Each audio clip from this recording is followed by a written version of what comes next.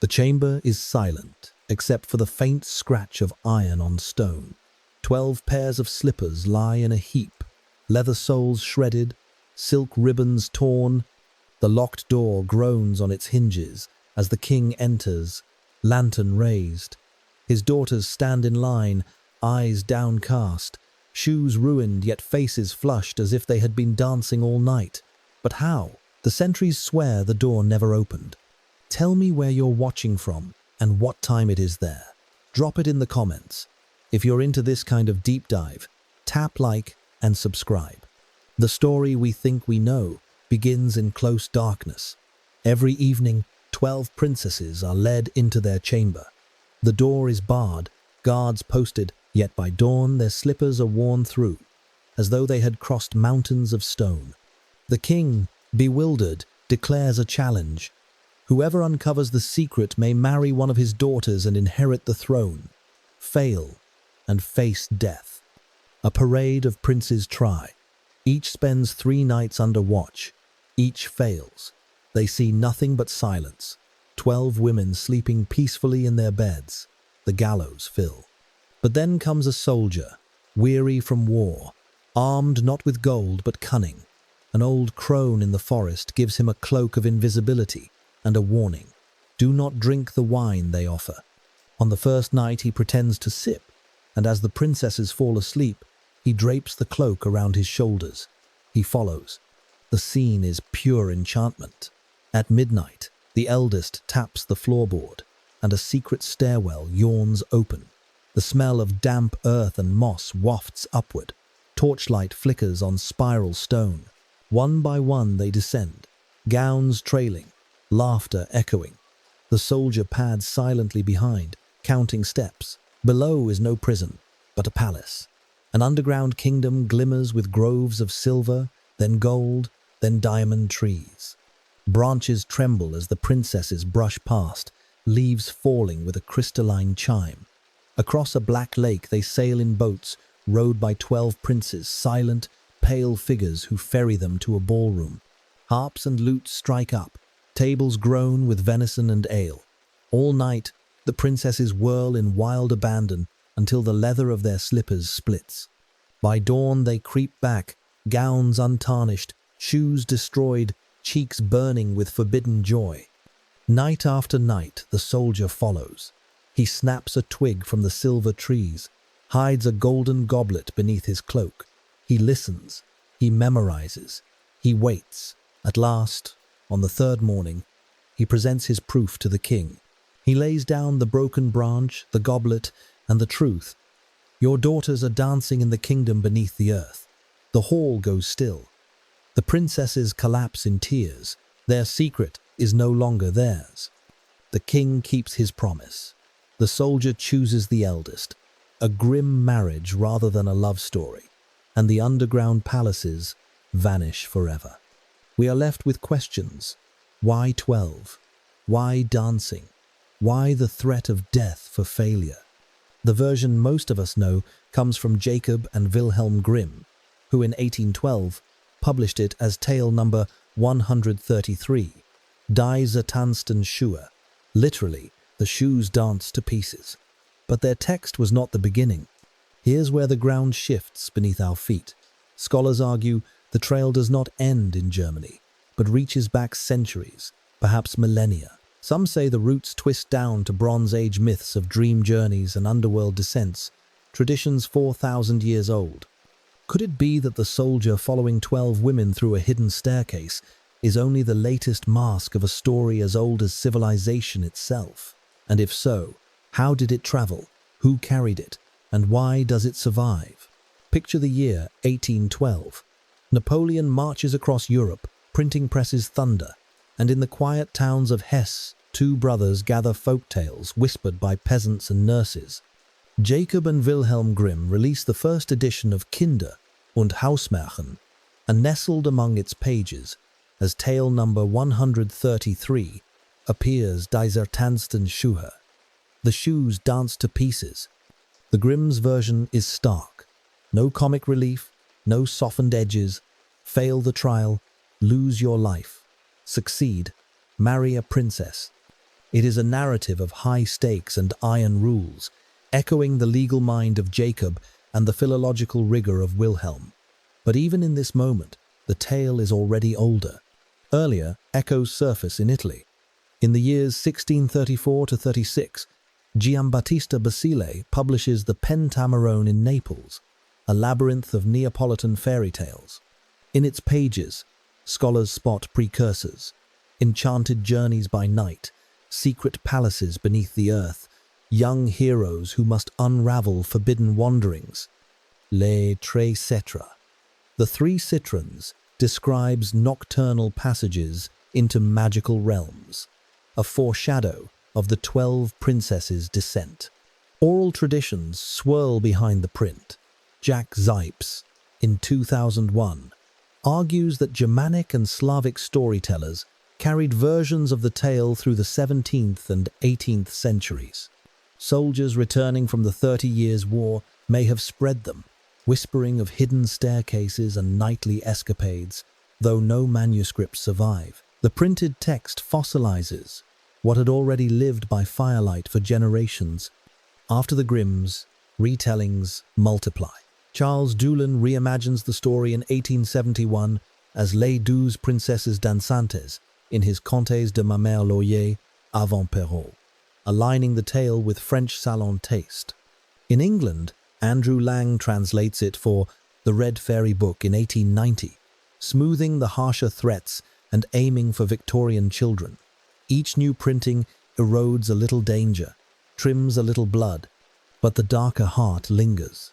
In early German editions, the soldier's marriage to the eldest princess feels less a reward than a sentence. Some children's editions excise the threat of death entirely, leaving only a riddle to solve. Maria Tatar notes in 1987 that such sanitizations reshaped the tale into bedtime material, stripping away the unease that gave it force. Transmission radiates outward. Missionaries and colonial educators in the late 19th century ferry European fairy tales to Africa, Asia, and the Americas. The 12 princesses dance across continents, stitched into new languages, placed in primers, performed on stages. In 1934, a London ballet stages the 12 dancing princesses, transforming silent pages into satin slippers and orchestral crescendos. Shirley Barber illustrates a pastel children's edition in the 1990s, her paintings luminous but safe. In 2009, Jessica Day George releases Princess of the Midnight Ball, a young adult novel that threads romance into the soldier's grim bargain. Yet for all this print and paint, the age math is humbling. From 1812 to 2025 is 213 years, but the motifs, secret nightly journeys, underworld palaces, shoes worn thin by forbidden dance trace back far deeper. Stith Thompson in 1955 argued that such elements belong to Bronze Age myth when dream journeys and descents to the dead were ritual memory. 4,000 years of persistence, hidden beneath fairy tale varnish. So, we must ask, what does it mean when a tale crosses centuries, languages, empires? Why does a story about shoes worn out in the night command such endurance? The answer begins with classification, with the strange codes and motifs that scholars use to map the skeleton of story itself. Imagine stepping into a vast library where every folktale in the world is given a number, a motif, a place on the shelf. The 12 Dancing Princesses, for all its shimmering detail, is classified as ATU 306, the 12 Dancing Princesses. That label comes from Hans-Jörg Uther's monumental revision in 2004, updating the Arne Thompson system. It's not just a number, it's a key that links German castles, Russian trapdoors, and Hungarian forests into one family. Alongside its ATU number, scholars cross-reference motifs using Stith Thompson's index, compiled between 1955 and 1958. Here the tale branches into codes. D672, Magic Shoes. F261.1, Secret Nightly Journeys. C2000, 111, test of cleverness, to win bride. These cryptic tags are less poetry, more forensic evidence. They show how story elements migrate, why a glass slipper in France, a diamond tree in Hungary, and a star husband among the Lakota all vibrate on the same frequency. But let's do the math. The Grimms fixed the tale in print in 1812. As of 2025, that makes the text 213 years old. Respectable, but not ancient. The title of this very documentary makes a larger claim. The 4,000-year-old secret behind the 12 dancing princesses. Is that a stretch, or is it fair? Here's where scholars like Thompson make the bold leap. Motifs of secret underworld journeys appear in Bronze Age texts. Think of Mesopotamian dream quests, or Inanna's descent to the netherworld around 2000 BCE. Think of the seasonal cycles coded into myth, where life disappears into the dark and returns transformed. If the tale's motifs truly stretch back to that age, then the princess's nightly descent is a modern echo of an older ritual drama. But why 12? 12 glimmers with cosmic weight, 12 months in the year, 12 signs of the zodiac, 12 tribes of Israel. The princesses become living calendars, their shoes worn out by the ceaseless passage of time. Mircea Eliade, in 1954, pointed out how myth encodes cosmic order through number. And here 12 women become the wheel of time itself. The iron shoes the soldier is forced to wear at the end. Heavy, painful, enduring, speak the language of initiation.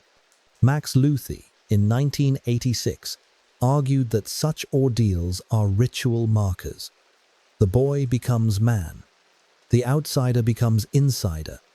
Through suffering, the underground palaces shimmer not as mere decoration but as the otherworld itself, an echo of the Indo-European journey into realms beyond death, catalogued by Vladimir Prop in 1946. Pause a moment. Consider the sensory detail. Leather turnshoes from the Middle Ages, stitched with linen thread, soles worn thin in a single season, castle staircases spiraling downward, torches spitting resin, moss and damp soil clinging to the walls. The princesses' gowns swish, embroidered hems brushing iron locks and oak doors. At the banquet table, venison roasted, rye bread broken, ale poured into wooden goblets. These are not abstractions. They are material traces. They tether myth to lived memory. And here's the pivot. If this story can be broken down into codes, numbers, motifs, does that strip away its mystery or deepen it? The classification explains how the tale fits into global networks, but it doesn't explain why it feels alive, why it frightens, why it tempts, why it endures. To understand that, we must look outward, at cousins and mirrors across cultures, where princesses are not always German, and staircases do not always lead underground. The torchlight in the Grimm tale flickers into other tongues, other landscapes. In Scotland, the late 18th century offers Kate Crackernuts, recorded by Robert Chambers in 1842. Here, the royal daughters slip not beneath stone castles but into fairy hills, where music pulses from within the green earth. Each night they dance, each dawn they return with their strength wasted. The fairy realm is no less perilous than the German underground palaces, but the echo is unmistakable. Hidden journeys, ruined shoes, a test for whoever dares to follow. Travel east, and in Russia we find The Invisible Kingdom, collected by Alexander Afanasyev between 1855 and 1863. The daughters of a Tsar vanish through a trapdoor into a magical underworld, guided by enchantment. They pass through forests that shimmer like mirrors, lit with strange radiance. The soldier who follows them carries back fragments of proof tokens like the golden goblet in the German version. Again, the pattern repeats: concealment, discovery, punishment, survival. Hungary adds another variation. In The 12 Daughters, recorded by Gyula Ortute in 1957, the princesses vanish into groves of copper, silver, and gold trees. Branches chime like bells when touched. Their nightly passage feels more like a pilgrimage through precious metals than a rebellion against confinement. Here, the resonance is alchemical. Copper to silver to gold, base to noble, mortal to divine. France contributes through Charles Dolin's Les Douze Princesses Dansantes of 1871, where the ballrooms beneath the castles glow with chandeliers and mirrors, a fantasy of aristocratic indulgence. The setting may be Parisian in imagination, but the motif remains German at its core. Secret descent, forbidden dancing, hidden suitors. And then, far from Europe, a startling parallel. Among the Lakota people, tales speak of sisters who slip away to visit star husbands in the night sky. Collected by Richard Erdős and Alfonso Ortiz in 1984, these stories transform the underground palace into a celestial one. Instead of moss and torches, the sisters climb into constellations. Their dance partners are not ghostly princes but star beings. Shoes are still worn thin, though by the dust of heaven rather than the soil of earth. How does such a pattern travel? Oral networks, scholars suggest. Soldiers during the 30 Years' War carried tales from camp to camp, blending local legends with wanderers' anecdotes. Merchants crossing borders stitched motifs into the stories they told at hearths and inns. By the time the Grimms listened, the tale had already walked across Europe, leaving footprints in Scotland, Russia, France, and Hungary. By the 19th century, print presses exported it further, tucked into missionary schools and colonial classrooms from Africa to Asia. But here's the deeper question. What does it mean when cultures so distant share the same bones of a story? Do we assume diffusion, one tale spreading outward like ink in water? Or is there something archetypal at work, something that wells up independently wherever human beings tell stories? Carl Jung might say the underground staircase and the starry husbands are different masks for the same archetype. The forbidden passage, the hidden desire, the dance with forces beyond control. So, whether carved in German stone, whispered in a Scottish glen, recited in a Russian dacha, or sung beneath Lakota skies, the pattern repeats. Shoes ruined, journeys hidden, a test of knowledge and endurance. And always, the question beneath, what are the daughters doing when no one is watching? But motifs and variants alone cannot explain the tale's grip. To grasp why the story feels uncanny, why it cuts across cultures, we must read it symbolically as ritual, as cosmic drama, as encoded memory of ordeals. The key lies not in geography but in numbers, objects, and symbols. And when we decode those, a darker secret emerges. A dozen pairs of slippers shredded to ribbons, a staircase spiraling downward into damp silence, a goblet of gold hidden in a soldier's cloak. These are not random ornaments. They are symbols, layered with meaning, each whispering of older rites and cosmologies. Start with the number itself, 12. It is never 13, never 11. 12 is cosmic order, the cycle of months, the ring of zodiac signs, the tribes of Israel.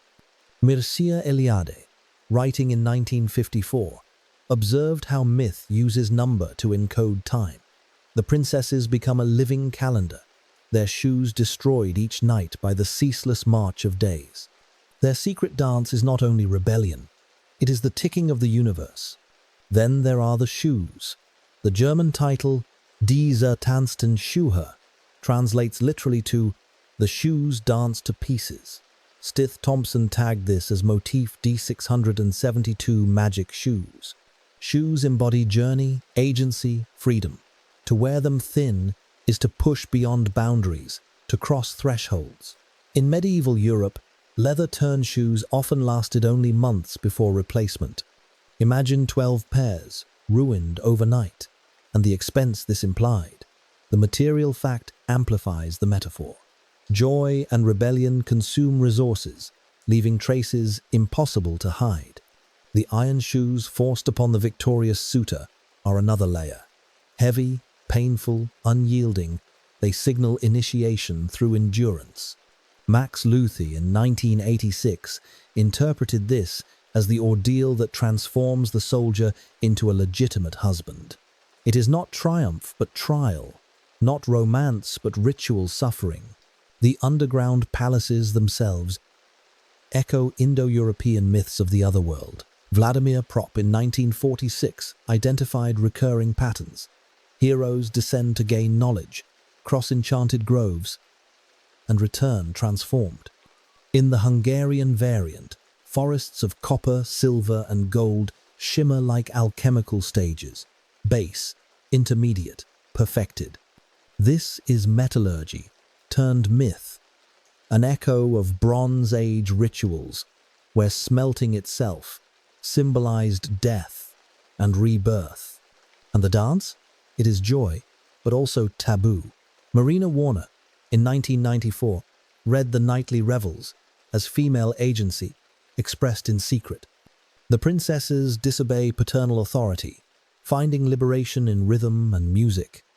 Yet the secrecy implies danger. Their pleasure is liminal, perched between innocence and transgression, echoing cultural anxieties about women's sexuality in early modern Europe. Consider the setting: locked doors, iron bolts, stern fathers. In early modern courts, noble women's movements were tightly restricted. Historian Natalie Zemon Davis, in 1983, noted how women were often confined for their protection and the family's honor. The tale mirrors this historical cage, yet cracks it open with a secret stare. The princesses are not victims, but architects of their escape. The sensory layers sharpen the symbolism: spiral stairs slick with moss, torches sputtering resin, the sting of damp air on skin. Banquet tables groaning under venison and rye bread, the clink of goblets, harp strings vibrating. These details ground cosmic symbolism in human senses. They let audiences feel the taboo in their own bodies. And then there is the soldier, not a prince, not nobility, a commoner, hardened by war, guided by an old woman's counsel. He represents intrusion of the outsider into aristocratic secrecy, perhaps a fantasy of class inversion. But in winning the test, he becomes the enforcer of patriarchy, exposing the daughters' rebellion, ending their freedom. Jack Zipes, in 2001, framed this as the tale's darker endurance.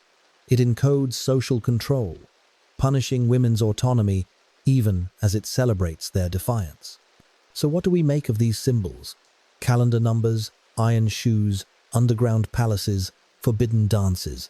Are they fragments of ancient ritual, or are they cultural mirrors of more recent fears and desires? The answer is contested, and the debates reveal just how slippery the tale remains. To understand its endurance, we must weigh competing readings: feminist, structuralist, allegorical, and separate myth from misconception. The tale is simple on its surface. Daughters disobey. A suitor uncovers their secret. Order is restored. But scholars have never agreed on what it really means. The arguments swirl like dancers in a circle, each interpretation stepping on the toes of the next. Take the feminist reading. In 1979, Karen Rowe argued that the story encodes male anxiety about female sexuality. The princess's nightly dancing represents desire unfettered, bodies in motion without permission. Their father locks them away only for them to escape through a hidden stair. The punishment: forced marriage, exposure. The end of pleasure mirrors cultural attempts to regulate women's agency. Jack Zipes in 2001 sharpened the point. The endurance of the tale comes from its usefulness as social control. Pleasure is permitted only in secrecy. Discovery means subjugation. But the structuralists push back. Max Luthi, in 1986, claimed the story should not be read as sexual repression at all, but as an otherworld journey: the suitor's descent, the forests of silver, gold, and diamond, The ordeal of the iron shoes, these are archetypal thresholds. The tale is about transition and initiation, not about the policing of women. The dancing is less erotic rebellion, more cosmic ritual enacted through narrative. Other theories verge on the fringe. Alan Dundes in 1980 suggested that the tale might encode plague allegory. Shoes worn out symbolize mortality. Nightly journeys stand for lives consumed by disease. Few accept this, but it reveals the lengths to which scholars stretch to decode the slipper's dust. Censorship, too, shapes interpretation. Victorian editors excised the suitor's death penalty, making failure safe for bedtime readers. 20th century children's versions removed hints of erotic tension. By softening the tale, these versions shaped how generations understood it as whimsical mystery, not as dark ordeal. Maria Tatar in 1987 noted how such bowdlerization stripped stories of their force, leaving them charming but hollow. And what of the 4,000-year-old claim? Here is the crux. The Grimm text itself is just 2 centuries old, but the motifs, secret journeys, underworld palaces, initiatory ordeals trace back into Bronze Age myths. Thompson in 1955 suggested that dream journeys from around 2000 BCE feed into these patterns. The claim is not that Jacob and Wilhelm Grimm recorded a tale that old, but that the skeleton of the story, its bone structure of motifs, may be ancient indeed.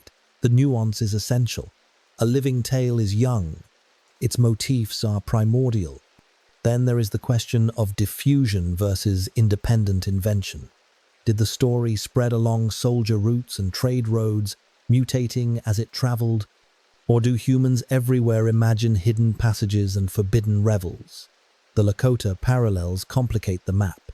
Some argue for universal archetypes, others for contamination through missionaries and colonial schools. The truth likely lies between. Some motifs are carried, others arise anew. Even the soldier's ending sparks debate. Is his marriage to the eldest princess a victory or a grim duty? Some scholars read it as comic justice, commoner elevated. Others see it as punishment, binding the princess to a joyless fate. The iron shoes clank either way, not as a dance, but as a burden.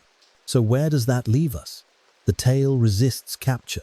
It is rebellion and repression, initiation and punishment, erotic and cosmic all at once. Each reading exposes a facet, but none explains it whole. Perhaps that is why the story endures. It refuses to settle.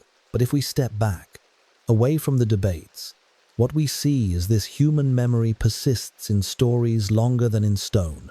What survives is not fact but pattern, not law but rhythm. The 12 dancing princesses endure because they embody both fear and desire, confinement and escape. And in the modern world, their shoes still leave traces. The door shuts, the slippers lie ruined. The soldier holds his secret branch of silver.